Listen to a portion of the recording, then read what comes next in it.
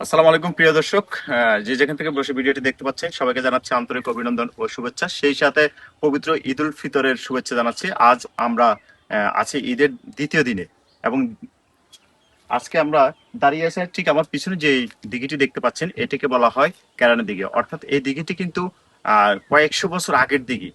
এখন পর্যন্ত আমরা এই দিঘিটিকে আমরা দেখতে পাচ্ছি যে বর্তমানে যে শহরে বা বিভিন্ন জায়গায় পুকুর বা দিঘি মরে যাচ্ছে বা ভরে যাচ্ছে ওইরকম কিন্তু নয়। এই দিঘিটি আমি যদি আপনাদেরকে একটু দেখাই, আপনারা দেখতে পাচ্ছেন এই সেই কেরানির দিঘি।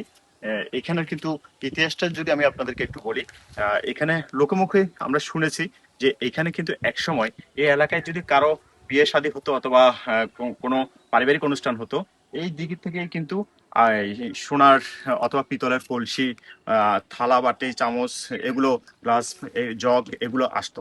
কোনো কেউ হয়তোবা একজন কোনো একটি এই এই সব জিনিসপত্র রেখে দেওয়ার কারণে আর তারপর থেকে এখানে কিন্তু আর উঠে নেই।